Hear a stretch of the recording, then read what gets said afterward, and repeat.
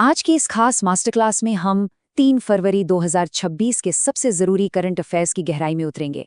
हमारा मकसद सिर्फ खबरें जानना नहीं है, बल्कि उनके पीछे का क्यों और कैसे समझना है, ताकि हर टॉपिक पर आपकी समझ एकदम मजबूत हो जाए। मैं हूं आपका साथी और इस सफर में आपका गाइड।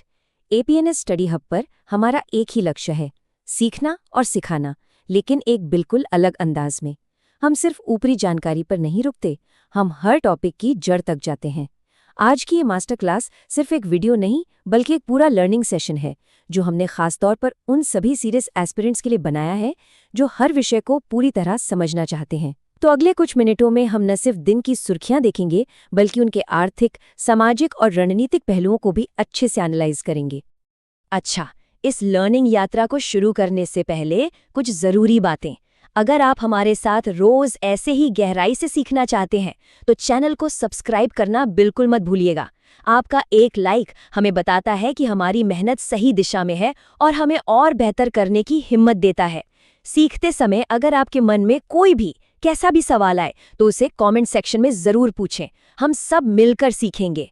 और हाँ, सबसे जरूरी बात, इस पूरी क्लास की डिटेल्ड नोट्स की पीडीएफ के लिए हमारा टेलीग्राम चैनल अपना ऑडियो बुक ज्वाइन कर लें। इसका लिंक नीचे डिस्क्रिप्शन में दिया गया है। ये नोट्स आपके रिवीजन में बहुत काम आने वाले हैं। चलिए, अब आज के हमारे रोड मैप पर एक नज़र डाल लेते हैं। हमने आज के सेशन को इन 5 हिस्सों में बांटा है। हम शुरुआत करेंगे देश की आर्थिक सेहत से, फिर समझेंगे कि शासन जमीनी स्तर पर कैसे काम कर रहा है। उसके बाद विश्व पटल पर मिली सफलताओं का जश्न मनाएंगे, फिर पर्यावरण और संस्कृति के संगम को देखेंगे और आखिर में अपने ज्ञान को परखेंगे। तो तैयार हो जाइए, चलिए पहले अध्याय से शुरू करते हैं। हमारा पहला सेक्शन देश की आर्थिक नींव यानी यूनियन बजट 2026-27 पर है। दोस्तों, बजट सिर्फ आंकड़ों का खेल नहीं होता, ये सरकार की सोच और देश की आने वाली दिशा का आईना होता है। तो चलिए यहाँ हर जरूरी आंकड़े को विस्तार से समझते हैं। अब इन आंकड़ों को बहुत ध्यान से देखिए। पहला है कुल व्यय 53.53 लाख करोड़ रुपए। ये वो टोटल रकम है जो सरकार अगले फाइनेंशियल ईयर में देश चलाने, योजनाएं लागू करने और विकास के कामों पर खर्च करने वाली है। दूसरा है राजकोषीय घाटा यानी फिस्कल डेफिसिट, जो जीडीपी का 4.3% है। आसान भाषा में समझे तो ये सरकार की कमाई और उसके खर्च के बीच का अंतर है, और इस अंतर को सरकार कर्ज लेकर पूरा करती है। तो इस घाटे को कम रखना एक अच्छी अर्थव्यवस्था की निशानी होती है। तीसरा और शायद सबसे जरूरी आंकड़ा है पूंजीगत व्यय या कैपिटल एक्सपेंडिचर, 12.2 लाख करोड़ रुपए। ये वो पैसा है जो सरकार सड़क, पुल, बंदरगाह, रेलवे जैसे लॉन्ग टर्म एसेट्स बनाने पर खर्च करती है। यही खर्च भविष्य में विकास और रोजगार की गारंटी देता है। और आखिर में 7.4% की अनुमानित जीडीपी ग्रोथ, जो दिखाती है कि अर्थव्यवस्था के तेजी से आगे बढ़ने की उम्मीद है। ये टेबल हमें बताती है कि सरकार का पैसा असल में जा कहाँ रहा है, मतलब सरकार की प्रायोरिटीज क्या हैं। देखिए, रक्षा बजट में भारी बढ़ोतरी हुई है, इसे 7.85 लाख करोड़ रुपए कर दिया गया है। यह देश की सुरक्षा को लेकर सरकार की गंभीरता को दिखाता है। दूसरा, जल जीवन मिशन को 67,670 करोड़ रुपए मिले हैं। इस मिशन का लक्ष्य हर ग्रामीण घर में नल से साफ पानी पहुंचाना था, और ये बढ़ा हुआ पैसा उस लक्ष्य को पूरा करने की दिशा में एक बहुत बड़ा कदम है। तीसरा, वीबीजी रामजी मिशन, जिसे हम पहले मनरेगा के नाम से भी जानते थे। इसे 95,692 करोड़ रुपए का एलोकेशन मिला है, जो ग्रामीण इलाकों में रोजगार की गारंटी देता है और वहां की अर्थव्यवस्था की रीढ़ है। तो ये तो बात हुई एस्टैब्लिश्ड सेक्टर्स की, लेकिन उन नए और उभरते हुए उद्योगों का क्या, जो भारत को भविष्य की ग्लोबल इकोनॉमी में एक लीडर बनाएंगे? उनके विकास के लिए पैसा कहाँ से आता है? चलिए इसका जवाब अगली स्लाइड में ढूंढते हैं। यहाँ एक बहुत ही जरूरी टर्म है सनराइज सेक्टर्स।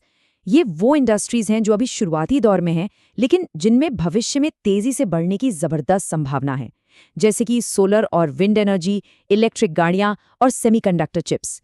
ये न केवल अर्थव्यवस्था को रफ्तार देंगे, बल्कि पर्यावरण के लिए भी बेहतर हैं। इन सेक्टर्स को शुरुआत में बहुत ज़्यादा फंडिंग की ज़रूरत होती है, और इसी ज़रूरत को पूरा करने के लिए स्टेट बैंक ऑफ इंडिया यानी एसबीआई ने एक शानदार पहल की है, जिसका नाम है चक्र सेंटर ऑफ एक्सीलेंस। ये सेंटर इन सनराइज सेक्टर्स की कंपनियों को आसानी से लोन और फाइनेंशियल एडवाइस देगा, ताकि वो तेज़ी से आगे बढ़ सके। चलिए अब हम अपने दूसरे अध्याय की ओर बढ़ते हैं।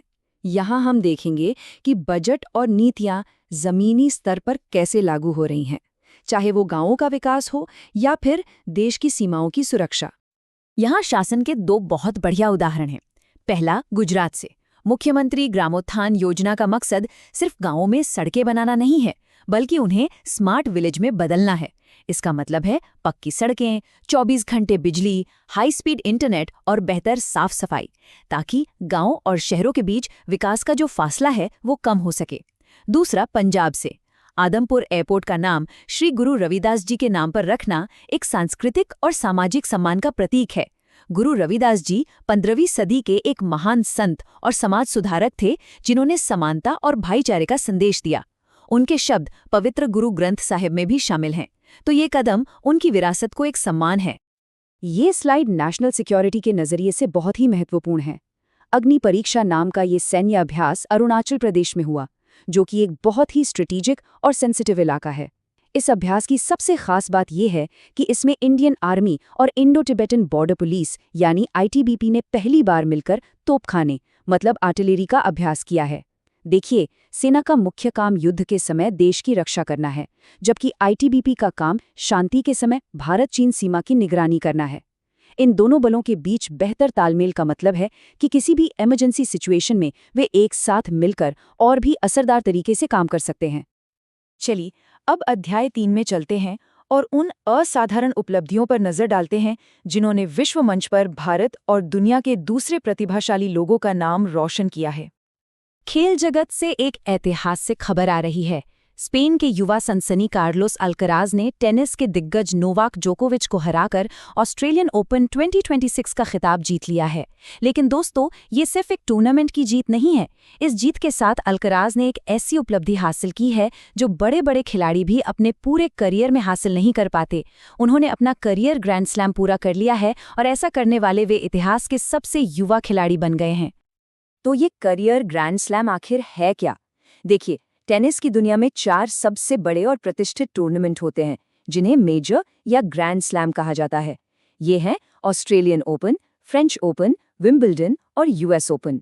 अपने करियर के दौरान इन चारों खिताबों को कम से कम एक बार जीतने वाले खिलाड़ी को करियर ग्रैंड स्लैम विजेता कहा जाता है। ये टेनिस में समझ लीजिए अमरता का टिकट माना जाता है। और अल्कराज का इतनी कम उम्र में इस मुकाम तक पहुंचना उनकी असाधारण प्रतिभा को दिखाता है।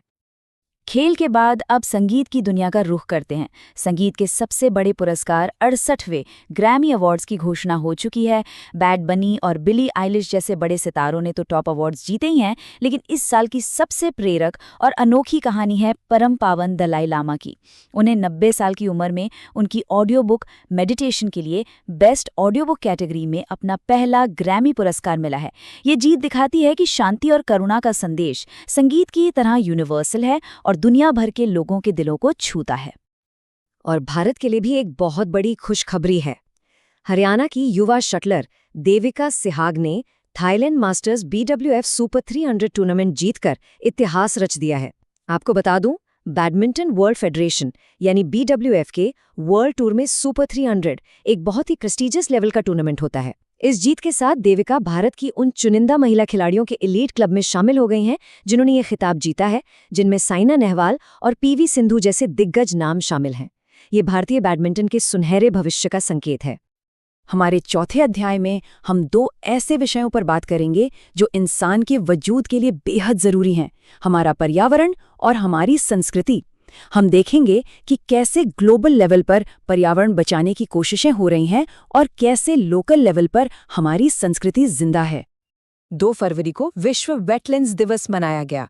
वेटलैंड्स यानी आर्द्र भूमि, जैसे झीलें, दलदल और तालाब। ये चार्ट हमें बताता है कि ये क्यों इतने जरूरी है। जरा सोचिए, वेटलैंड्स पृथ्वी की सतह का केवल 6% हिस्सा हैं, लेकिन दुनिया के 40% पेड़ पौधों और जीव जंतुओं की प्रजातियों को इन्हीं वेटलैंड्स में अपना घर मिलता है। ये एक चौंकाने वाला आंकड़ा है जो इनके महत्व को दिखाता है।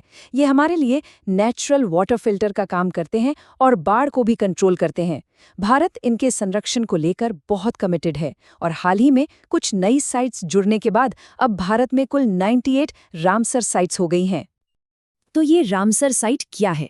इसकी कहानी 1971 में ईरान के शहर रामसर से शुरू हुई, जहां दुनिया के देशों ने मिलकर वेटलैंड्स को बचाने के लिए एक संधि पर साइन किए, जिसे रामसर कन्वेंशन कहते हैं।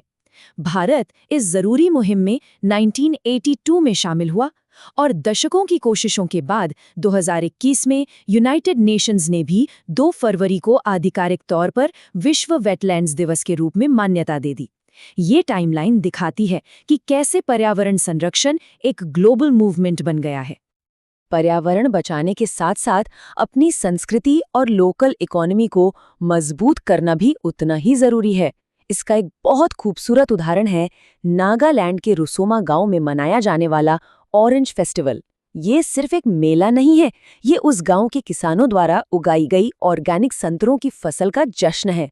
इस त्योहार के जरिए वे अपने प्रोडक्ट्स को सीधे ग्राहकों तक पहुंचाते हैं, जिससे उन्हें बेहतर दाम मिलते हैं, ग्रामीण उद्यमिता को बढ़ावा मिलता है और ये इलाका ऑर्गेनिक फार्मिंग के एक हब के रूप में अपनी पहचान बना रहा है। तो दोस्तों, हमने आज के सभी जरूरी विषयों को विस्तार से कवर कर लिया है। अब समय है एक छोटे से सेल्फ असेसमेंट का, ये देखने का कि हमने आज कितना कुछ सीखा और याद रखा। ये 3 सवाल आपके लिए हैं। ये सवाल सीधे तौर पर आज की हमारी चर्चा से नहीं है, बल्कि जनरल नॉलेज के हैं, बस ये परखने के लिए कि हमारी तैयारी का लेवल क्या है। अपने जवाब बिना कहीं देखे ईमानदारी से नीचे कमेंट सेक्शन में लिखने की कोशिश कीजिए। सही या गलत की चिंता मत कीजिए, कोशिश करना ज्यादा जरूरी है। मैं आप सभी के जवाबों का इंतजार करूंगा और याद रखिएगा, सीखना एक लगातार चलने वाली प्रक्रिया है। इस सेशन के बाद रिवीजन के लिए हमारे टेलीग्राम चैनल अपना ऑडियो बुक से PDF जरूर डाउनलोड कर लीजिएगा। John F. कैनेडी के इसी महान विचार के साथ हम आज की इस मास्टर क्लास को समाप्त करते हैं। उम्मीद है कि आज के इस सेशन से आपके ज्ञान में बढ़ोतरी हुई होगी। अपना स्टडी हब पर हमारे साथ जुड़ने के लिए आपका बहुत बहुत धन्यवाद। हम कल फिर मिलेंगे नए विषयों और नई जानकारियों के साथ एक और डीप एनालिसिस के लिए। तब तक पढ़ते रहिए, सीखते रहिए।